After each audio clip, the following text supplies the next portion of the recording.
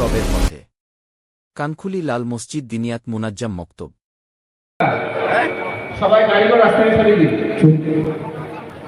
আসসালামু আলাইকুম ওয়া রাহমাতুল্লাহি ওয়া বারাকাতুহু। সম্মানিত শ্রোতাবিন্দু, জবান আমাদের শরীরে একটি গুরুত্বপূর্ণ অংশ। যদি জবানের ব্যবহার সঠিক হয় তাহলে আমাদের সমস্ত কাজ সঠিক হবে। অন্যথায় জবানের ব্যবহার ঠিক না হয় তাহলে আমাদের অনেক কাজ খারাপ হয়ে যায়, আমাদের অনেক বিপদের সম্মুখীন হতে হয়। নবী সাল্লাল্লাহু আলাইহি ওয়াসাল্লাম বলেন, যে ব্যক্তি দুই চোয়ালের মাঝামাঝি জবান এবং দুই রানের মাঝামাঝি যৌনাঙ্গের হেফাজতের গ্যারান্টি দেবে, আমি তাকে জান্নাতের গ্যারান্টি দিচ্ছি। কেননা এই জবান দ্বারা মানুষ মিথ্যা বলে, মিথ্যা সাক্ষী দেয়। এই জবান দ্বারা মানুষ চগলখড়ি করে এবং গালি দেয়। আশ্চর্যের বিষয় হলো আমরা এগুলিকে গুনাহ বলে মনে করি না, যার মধ্যে সবাই লিপ্ত আছে। পুরুষ হোক বা মহিলা, যুবক হোক বা বৃদ্ধ, জ্ঞানী হোক বা মূর্খ। এই জন্য গীবত এবং পরনিন্দা সম্পর্কে আপনাদের কাছে একটা কথোপকথন তুলে ধরা হচ্ছে। বিষয়টি উপস্থাপন করবে আমাদের মক্তবের কয়েকজন ছাত্রী।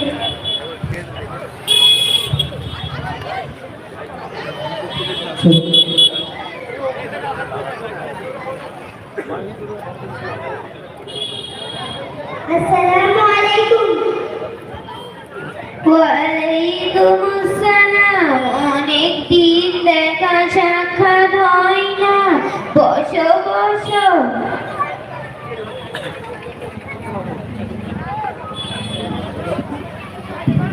এই মেয়েগুলোকে চিনতে পারছি না তো। আমাদের মেহমান একটু ঘুরতে এসেছে। আরে আমি তো কথাই কথাই কেমন আছো জিজ্ঞাসা করতে ভুলে গিয়েছি। ভালো আছো তো? হ্যাঁ, কোনো রকম চলছে আন্টি। তা তুমি কেমন আছো? কোথায় আর ভালো, এই কোনো রকমে আছি। আরে আপা, আল্লাহ আপনাকে কোনো কিছুর কমতি দিয়েছে, এত সুন্দর সাজানো গোছানো সংসার দিয়েছে, আর ছেলেও ভালো চাকরি করে, আর তাদের মতো সুন্দর বৌমা ধরেছ, আবার কি চাই? চুপ করো, চুপ করো, আমার মুখ খুলিও না। কেমন ছেলে, কেমন বৌমা, এদের তো এই বুড়ি মানুষের কোনো খেয়ালই নেই যে কেমন আছে, শরীর কেমন আছে, কি খাচ্ছে, কারোর কোনো চিন্তাই নেই। আর বৌমার কথা জিজ্ঞাসা করো না তো। নবাবজাদি সকাল হয় 9টায়, না ঘর পরিষ্কার করে, না নাস্তা বানায়, আর না তো চা বানায়। এগুলো মায়ের বাড়ি থেকে শিখে আসতে হয়। মনে হয় কিছু শিখে আসেনি।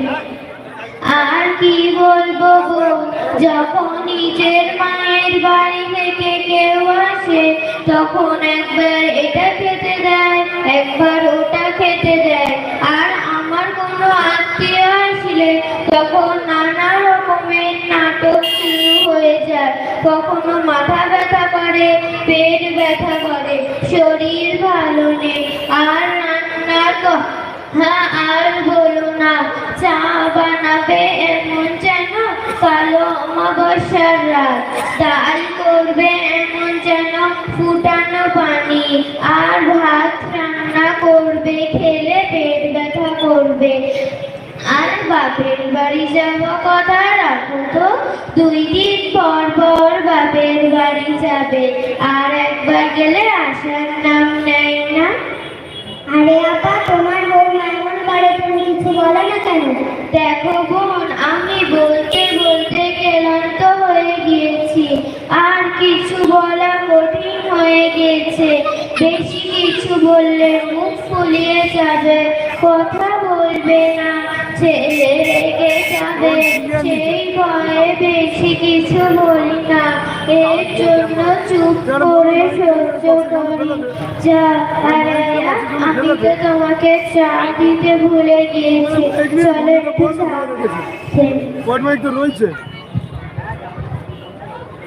এটা ছিল শাশুড়ি ও তার প্রতিবেশী বন্ধু। মন খুলে নিজের বৌমার নিবন্ধ করছিল। আল্লাহ মাফ করুন, কত খারাপ অবস্থা। এখন দেখবো বৌমাদের অবস্থা, তারা কেমন নিজের শাশুড়িদের প্রশংসা করে।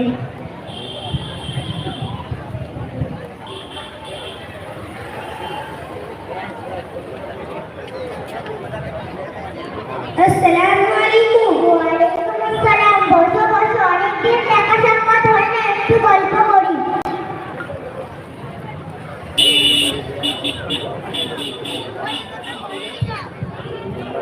এই মেয়েগুলোকে আমি চিনতে পারছি না তো।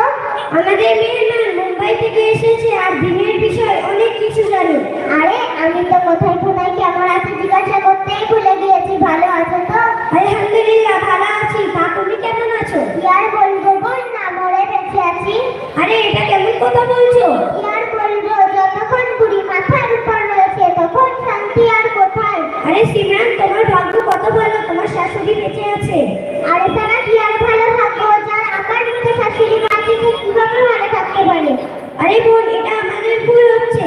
আমরা এক জায়গায় বসে নিজেদের ভালো মন্দ কথা আলোচনা না করে একে অপরের বিবাদ করা শুরু করে দিয়েছি।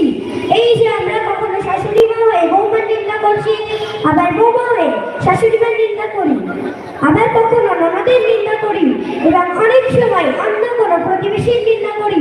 এটা একেবারেই ঠিক নয়। রাসূল সাল্লাল্লাহু আলাইহি ওয়াসাল্লাম এই বিষয়ে অনেক কঠিন নিষেধ দিয়েছেন। তিনি বললেন, আল-গীবাতু আশাদ্দু মিনাজ জিনা, গীবত পরনিন্দা ব্যভিচার থেকেও বড় গুনাহ। আরে কি বলছো তুমি, এত কঠিন গুনাহ? শুধু তাই নয়, কারোর উপস্থিতিতে তার দোষ অন্যের সামনে তুলে ধরা ইসলাম শরীয়তে গীবত হারাম ও কবিরা গুনাহ। হাদিসে বর্ণিত, যারা সামনে পেছনে অন্যের দোষ বলে বেড়ায় তাদের জন্য রয়েছে ধ্বংসের দুঃসংবাদ। মুসলিম শরীফ পবিত্র কুরআনে আল্লাহ তাআলা বললেন, আরে তোমরা অন্যের দোষ খুঁজে বেড়াও না। সূরা 49 হুজরাত আয়াত নম্বর 12। দুর্ভোগ তাদের জন্য যারা পশ্চাতে ও সম্মুখে লোকেদের নিন্দা করে, অবশ্যই তারা হুতামাতে জাহান্নামে নিক্ষিপ্ত হবে। তুমি কি জানো হুতামা কি? তা আল্লাহর এক প্রজ্বলিত অগ্নি, যা হৃদয়কে গ্রাস করবে। নিশ্চয়ই অগ্নি তাদেরকে ঘিরে থাকবে বড় বড় স্তম্ভ সমূহ। সূরা 104 হুমাযা আয়াত নম্বর 1 থেকে 9। বোন, আমরা পড়েছি হযরত আবু হুরায়রা রাদিয়াল্লাহু তাআলা আনহু থেকে বর্ণিত, রাসূল সাল্লাল্লাহু আলাইহি সাল্লাম বলেছেন, তুমি কি জানো গীবত কাকে বলে? সাহাবীরা বললেন, আল্লাহ তাআলা তার রাসূল সাল্লাল্লাহু আলাইহি সাল্লাম ভালো জানেন। তিনি বলেন, তোমার কোনো ভাই সম্পর্কে এমন কথা বলা যা সে অপছন্দ করে, তাই গীবত। সাহাবায়ে কেরাম জিজ্ঞাসা করলেন, হে আল্লাহর রাসূল, আমি যে দোষের কথা বলি সেটা যদি আমার ভাইয়ের মধ্যে থাকে তাহলে কি গীবত হবে? উত্তরে রাসূল সাল্লাল্লাহু আলাইহি সাল্লাম বলেন, তুমি যে দোষের কথা বলো সেটা যদি তোমার ভাইয়ের মধ্যে থাকে তাহলে তুমি অবশ্যই গীবত করলে, আর তুমি যা বলছো সেটা যদি তোমার ভাইয়ের মধ্যে না থাকে তাহলে তুমি তার উপর মিথ্যা অপবাদ আরোপ করেছো। মুসলিম শরীফ আমরা আরো পড়েছি, যদি কেউ কারোর উপর মিথ্যা অপবাদ আরোপ করে, ইসলামী অনুসারে তাকে 80 বার চাবুক দ্বারা আঘাত করা হবে। এরা ফাসিক, পাপী, অপরাধী, শরীয়তের আদালতে এদের সাক্ষ্য গ্রহণযোগ্য নয়। শুধু তাই নয়, মদ্যপান, চুরি, ডাকাতি, ব্যভিচার ইত্যাদি থেকেও মারাত্মক ও নিকৃষ্টতম পাপ ও কবিরা গুনাহ হলো গীবত। অন্যান্য পাপ তওবার দ্বারা মাফ হয়, গীবতকারী পাপ শুধু তওবার দ্বারা মাফ হয় না। যার গীবত করা হয়েছে সে ব্যক্তি যদি মাফ করে তবেই আল্লাহর কাছে মাফ পাওয়া যেতে পারে। গীবত বা পরনিন্দা ইসলামের শরীয়তে সম্পূর্ণরূপে হারাম ও নিষিদ্ধ। গীবত করা ও গীবত শোনা সমান অপরাধ। অনেকে পরনিন্দাকে পাপ বা নিষিদ্ধ বলে মনেই করেন না। মদ্যপান, চুরি, ডাকাতি, ব্যভিচার ইত্যাদি থেকেও মারাত্মক ও নিকৃষ্টতম পাপ ও কবিরা গুনাহ হলো গীবত। অন্যান্য পাপ তওবার দ্বারা মাফ হয়, গীবতকারী পাপ শুধু তওবার দ্বারা মাফ হয় না। যার গীবত করা হয়েছে সে ব্যক্তি যদি মাফ করে তবেই আল্লাহর কাছে মাফ পাওয়া যেতে পারে। একটি কবিরা গুনাহ জাহান্নামে নেওয়ার জন্য যথেষ্ট।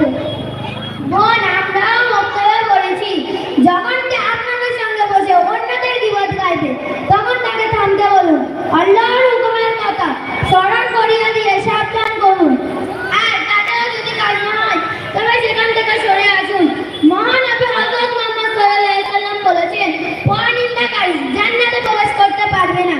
বুখারী হযরত আনাস রাদিয়াল্লাহু তাআলা আনহু থেকে বর্ণিত তিনি বলেছেন রাসূল সাল্লাল্লাহু আলাইহি ওয়াসাল্লাম বলেছেন যখন আমাকে মিহরাজে নিয়ে যাওয়া হলো তখন আমাকে তামান্নার পিছনে একদল লোকের কাছে দিয়ে নিয়ে যাওয়া হলো তারা তাদের নখগুলোতে স্ত্রীর মুখমণ্ডল ও বক্ষি দেশে আঘাত করে খোদা বিখ্যাত করেছিল আমি জিজ্ঞাসা করলাম এ জিব্রাইল এরা কারা জিব্রাইল আলাইহিস সালাম বলেছেন এরা দুনিয়াতে মানুষের গোশত ভক্ষণ করত তাদের সম্মান নষ্ট করত অর্থাৎ মানুষের জীবন জবরদখল করত আবু দাউদ বোন আমরাও বক্তব্য করেছি হযরত আয়েশা রাদিয়াল্লাহু তাআলা আনহা থেকে বলেছে রাসূল কারীম সাল্লাল্লাহু আলাইহি ওয়াসাল্লাম বলেছে দুনিয়াতে যে ব্যক্তি তার মায়ের গোশত ভোগ করবে অর্থাৎ গীবত করবে কিয়ামতের দিন গীবতকারী পচা মাংস ভোগ করতে বাধ্য করা হবে অথবা সে ইচ্ছার সাথে চিৎকার করতে করতে তা ভোগ করবে বুখারী হাদিস শরীফে বর্ণিত আছে গীবতের কাজ করা হলো তুমি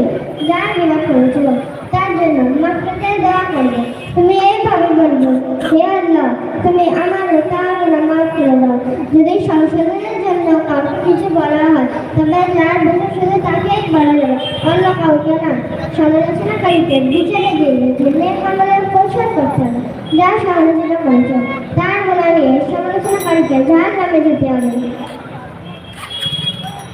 বোন তোমাদের অনেক অনেক ধন্যবাদ তোমরা গীবত ও পরনিন্দা সম্পর্কে এত বিস্তারিত ভাবে কুরআন ও হাদিস বর্ণনা করে আমার চোখ খুলে দিয়েছে আমি তওবা করছি আজ থেকে আর গীবত করব না আল্লাহ আমাদের সকলকে হেফাজত করুন আমিন আসসালামু আলাইকুম ওয়া রাহমাতুল্লাহি ওয়া বারাকাতুহু ওয়ালাইকুম আসসালাম ওয়া রাহমাতুল্লাহি ওয়া বারাকাতুহু মাশাআল্লাহ গীবত সম্পর্কে খুব সুন্দরভাবে আমাদের ছাত্রীরা বিষয়টা উপস্থাপন করেছে কোরআন ও হাদিসের আলোকে এইবার যে বার্ষিক পরীক্ষার ফলাফলে ফার্স্ট